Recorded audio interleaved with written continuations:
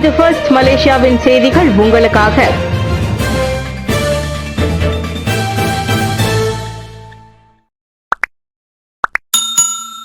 வீட்டின் கூரையிலிருந்து விழுந்த 80 கிலோகிராம் எடை கொண்ட மலைப்பாம்பு. நேற்று பஹாங் குவாந்தானின் கம்போங் கெம்படாங்கில் உள்ள வீடொன்றில் சுமார் 80 கிலோகிராம் எடை கொண்ட மலைப்பாம்பு ஒன்று கூரையிலிருந்து விழுந்து குடியிருப்பாளர்களுக்கு அதிர்ச்சியை ஏற்படுத்தியது. சம்பவம் குறித்து காலை மணி 11:53க்கு தங்கள் தரப்பிற்கு அவசர அழைப்பு கிடைத்ததை தொடர்ந்து 10 உறுப்பினர்களும் 2 அதிகாரிகளும் சம்பவ இடத்திற்கு விரைந்ததாக குவாந்தான் மாவட்ட மலேசிய பொது தற்காப்பு படை APM அதிகாரி மேஜர் சஹடி சைனுடின் தெரிவித்தார். மலைப்பாம்பின் அளவு பெரியதாகவும் நீளமாகவும் இருந்ததால் அதனை வீட்டிலிருந்து வெளியேற்றுவதற்கு சுமார் 45 நிமிடங்கள் தேவைப்பட்டதாக ஜஹிடி சைனுடின் கூறினார். தொடர் நடவடிக்கைக்காக அந்த மலைப்பாம்பு வனவிலங்கு பாதுகாப்பு மற்றும் தேசிய பூங்காத்துறை பெர்ஹிலித்தான் இடம் ஒப்படைக்கப்படும் என்றும் அவர் தெரிவித்தார். இதனிடையே முதலில் ஒரு சத்தம் கேட்டதாகவும் அச்சமயம் தமது மகளின் அறையின் கூரை இடிந்து விழுந்திருப்பது கண்டறியப்பட்டதாக வீட்டின் உரிமையாளர் மஸ்லான் ஜக்காரியா கூறினார். இரண்டாவது முறை மீண்டும் சத்தம் கேட்டு சென்றபோது படுக்கையில் 10 மீட்டர் நீளம் கொண்ட மலைப்பாம்பு இருந்ததாக அவர் குறிப்பிட்டார். மதுபான கடத்தலை தடுப்பதில் கவனம் செலுத்துங்கள், மக்களின் தனிப்பட்ட பொருட்களை அல்ல என சுற்றுலா அமைச்சர் அறிவுரை. வீட்டில் ஒருவர் தனிப்பட்ட பயன்பாட்டிற்காக எத்தனை மது பாட்டில்களை வைத்திருக்கிறார் என கணக்கிடுவதை விட மதுபான கடத்தல் கும்பல்களை முறியடிப்பதில் சுங்கத்துறை கவனம் செலுத்த வேண்டும் என சுற்றுலா, கலை, பண்பாட்டுத்துறை அமைச்சர் டாக்டர் ஸ்ரீ தியோங் சிங் கேட்டுக் கொண்டுள்ளார். 1976ஆம் ஆண்டு கலால் சட்டம் வீட்டில் தனிப்பட்ட பயன்பாட்டுக்காக மதுபானங்களை வைத்திருப்பது சட்டவிரோதமானது அல்ல என கூறுகிறது. ஆனால் வீட்டில் அதிக அளவு மதுபானங்களை சேமித்து வைப்பது சட்டத்திற்கு எதிரானது என ஒரு அதிகாரி ஒருவர் கூறியிருப்பதன் மூலம் சுங்கத்துறை பொதுமக்களை குழப்புகிறது என பிந்துலு MP கூறினார். இதுபோன்ற பேச்சுகள் பொதுமக்களை தவறாக வழிநடத்துகின்றன. தற்போதுள்ள சட்டங்கள் மீதான அவர்களின் நம்பிக்கையை சிதைக்கின்றன, மேலும் அச்சத்தை ஏற்படுத்துகின்றன என தியோங் தனது முகநூல் பதிவில் சுட்டிக்காட்டியுள்ளார். பொதுமக்கள் உண்மையான பிரச்சினைகள் தீர்க்கப்படுவதை காண வரி செலுத்துகிறார்கள். அதிகாரிகளோ தவறான விஷயங்களில் தங்கள் சக்தியை வீணடிக்கின்றனர்.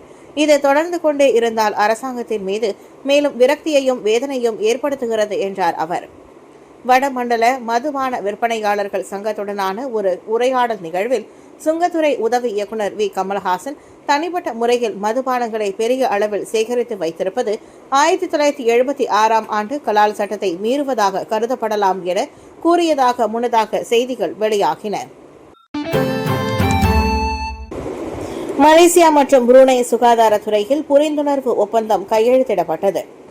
மலேசியா புரூனை இடையே சுகாதாரத்துறையில் மேற்கொள்ளப்படவிருக்கும் ஒத்துழைப்பு குறித்த புரிந்துணர்வு ஒப்பந்தம் பிரதமர் டாக்டர் ஸ்ரீ அன்வார் இப்ராஹிம் மற்றும் புரூனை சுல்தான் ஹசன் அல் போல்கியா முன்னிலையில் பரிமாற்றம் செய்யப்பட்டது. மாட்சிமை தங்கிய மாமன்னர் சுல்தான் இப்ராஹிமின் அழைப்பை ஏற்று சுல்தான் ஹசன் அல் போல்கியா திங்கட்கிழமை தொடங்கி 3 நாட்கள் அதிகாரப்பூர்வ வருகை மேற்கொண்டுள்ளதை முன்னிட்டு இந்நிகழ்ச்சி புத்ரஜயாவில் உள்ள ஸ்ரீ பெடானா வளாகத்தில் நடைபெற்றது.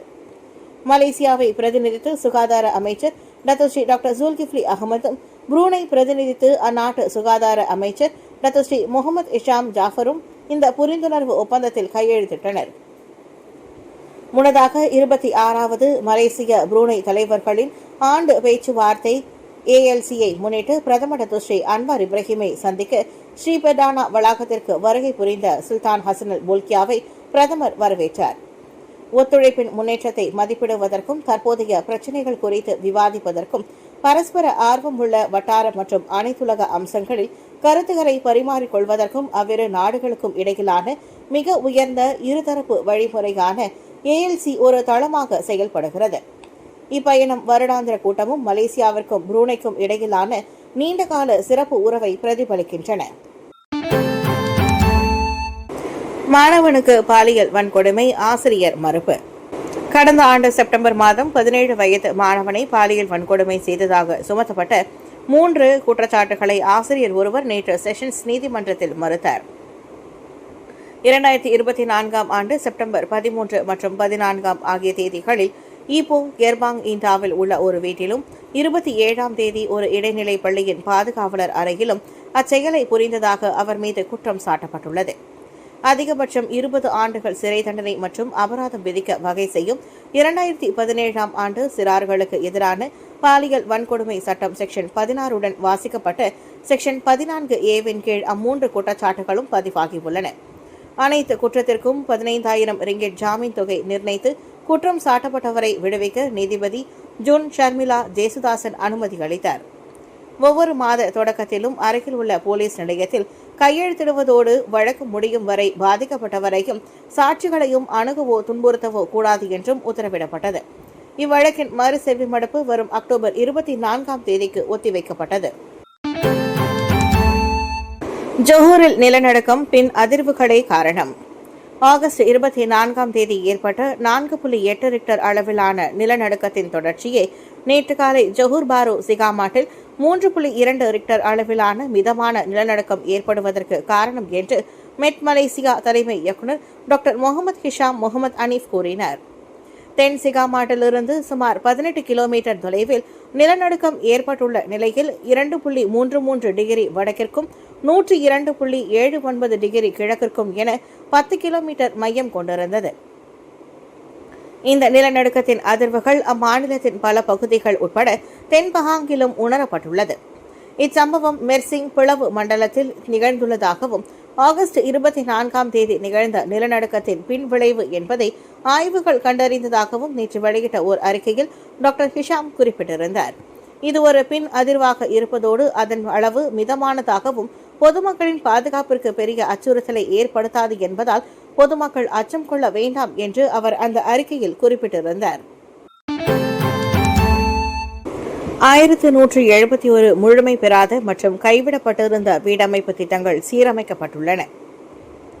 முழுமை பெறாத மற்றும் கைவிடப்பட்டிருக்கும் மொத்தம் 1171 வீடமைப்பு திட்டங்களை தனியார் முழுமை பெறாத மற்றும் கைவிடப்பட்ட வீடமைப்பு திட்ட பணிக்குழு TFST வெற்றிகரமாக சீரமைத்துள்ளது. இப்பணிக்குழுவின் முயற்சியில் GTV எனப்படும் ஒட்டுமொத்த வளர்ச்சி மதிப்பீட்டில் மொத்தம் 10,013 கோடியே 55 லட்சம் ரிங்கிட் செலவில் 1,39,848 வீடுகள் மறுசீரமைக்கப்பட்டுள்ளதாக வீடமைப்பு மற்றும் ஊராட்சி துறை அமைச்சர் ஞாங்கோர் மிங் தெரிவித்தார். குடியிருப்பு திட்டத்தை நிறைவு செய்வது தொடர்பான அண்மைய நிலவரம் குறித்து நேற்று மக்களவையில் வாங்சா மாஜு நாடாளுமன்ற உறுப்பினர் எழுப்பிய கேள்விக்கு அவர் அவ்வாறு பதிலளித்தார்.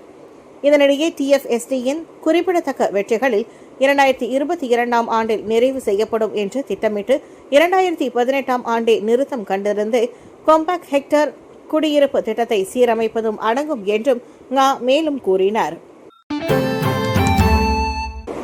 பிரபலமானவர்கள் சம்பந்தப்பட்ட ஊழல் வழக்கு நேரடி ஒளிபரப்பு செய்யும் பரிந்துரை ஆராயப்படும்.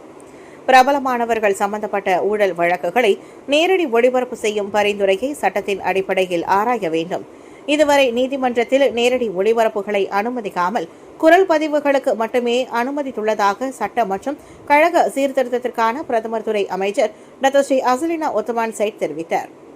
அதற்காக நீதிமன்ற அனுமதி தேவை என்றும் இதை அமல்படுத்த வேண்டுமானால் தேசிய தலைமை நீதிபதியுடனும் இந்த விவகாரம் கலந்துரையாடப்பட வேண்டும் என்று அவர் கூறினார்.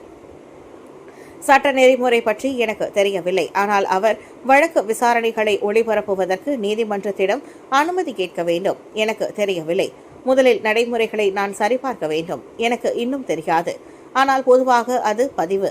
இது ஒரு பதிவு என்றால் பெரும்பாலான வழக்குகளில் குரல் பதிவு உள்ளது. ஆனால் இதை பொறுத்தவரை நான் முதலில் சரிபார்க்க வேண்டும். ஆனால் அது உண்மையில் தீவிரமானதா என்று நான் விவாதிக்க வேண்டும். அதை தேசிய தலைமை நீதிபதியுடன் கலந்துரையாட வேண்டும் என்றார் அவர். கிக் தொழிலாளர் சட்ட மசோதா 2ஆம் வாசிப்பிற்காக மக்களவையில் தாக்கல் செய்யப்படும். கிக் எனப்படும் தற்காலிக தொழில்சார் பொருளாதாரத்துறை ஊழியர்களுக்கு பாதுகாப்பு மற்றும் அவர்களின் நலனை அங்கீகரிக்கும் நோக்கத்தில் 2025ஆம் ஆண்டு கிக் தொழிலாளர் சட்ட மசோதா இன்று 2ஆம் வாசிப்பிற்காக மக்களவையில் தாக்கல் செய்யப்படும். சட்ட மசோதா தாக்கலை ஒத்திவைக்குமாறு சில தரப்பினர் நெருக்குதல் அளித்தாலும் நாட்டில் சுமார் 12 லட்சம் கிக் தொழிலாளர்களின் நலன் பாதுகாக்கப்படுவதை உறுதி செய்வதற்காக அதை தொடர அரசாங்கம் உறுதி பூண்டுள்ளதாக மனிதவள அமைச்சர் ஸ்டீவன் சிம் தெரிவித்தார். இந்த நிலைக்கு வந்தது எளிதானது அல்ல. பல ஆண்டுகளாக காத்திருந்தோம். எளிதானது என்றால் முன்பே செய்திருப்போம். அதனை ஒத்திவைக்க நான் விரும்பவில்லை. ஏனெனில் அரசாங்கம் தயாராக உள்ளது. இது அரசியல் விவகாரம் அல்ல. மக்கள் நலன் தொடர்பானது. கிக் தொழிலாளர்கள் ஆதரிக்க வேண்டும் என்றார் அவர். நேற்று நாடாளுமன்ற கட்டிடத்தில் தரை பொது போக்குவரத்து உருமாற்ற சங்கம் TPAD-யிடம் இருந்து மகஜரை பெற்ற பிறகு ஸ்டீவன் அவ்வாறு கூறினார்.